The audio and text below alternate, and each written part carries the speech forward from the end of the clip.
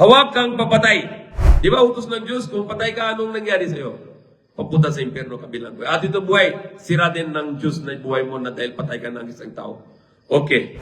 Kung bawal ng patay ng tao, bakit sa labas ng Catholic Church sa Quiapo, binta ng para sa gamot sa para paglaglag? Ano yung paglaglag? Patay. Patay ng bata. Walang kasalanan. Bakit payag ng pari na benta ng gamot na para sa abortion sa labas ng Catholic Church? Kung may sabi ng Diyos, bawal, papatayin. Kahit sa batas ng Pilipinas, patay, bawal. Abortion, bawal din. Bawal paglaglag sa batas ng Pilipinas. Bakit benta pa rin doon sa labas ng Catholic Church? Patay yung gamot na para sa papatayin ng bata. Tapos ano nangyari na yun? Yung patay na yung bata, anong gagawin? Babalik yung babae doon, hingi ng patawad kay pare. Bakit pare ng patawad sa'yo? Dapat hingi mo Diyos patawad. Kahit si Diyos hindi na patawad sa'yo dahil lang pinatay mo na isang bata. Yung bata lang pwede patawad sa'yo na yun. Kahit sabihin mo sa Diyos, patawarin mo ako. Hindi patawad sa'yo si Diyos dahil yung bata lang nang pwede patawad sa'yo.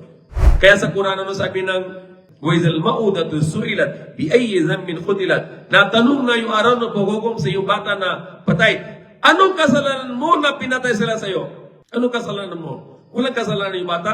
Tanggal, tapon. Kita ko doon sa hospital, dala ng 2 policeman, isang fetus, yung bata na buhay pa. Sa galing sa pulot nila sa garbage, sa basura. Tapon nila sa basura yung anak nila, sarili anak nila, tapon sa basura. Maliit. Nakita ko doon sa hospital, dala ng 2 pulis, napatay na yung bata. Andun sa harap ng doktor, patay na siya yung bata. Maliit ng ganun.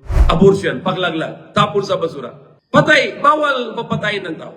Doon sa labas ng Catholic Church, benta ng para papatayin ng bata. Tapos, balik doon sa simbahan, bigay sa pera sa pare, para patawad. Tapos sabi ni pare, okay, patawad na. Hindi pwede si pare ng patawad ng kasalanan. Si Diyos lang pwede patawad. At ito klaseng ng kasalanan, patay na isang inosente na bata, hindi rin patawad ng Diyos.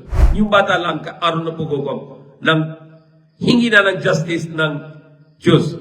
Bakit na anong kasalanan na ito bata na papatay?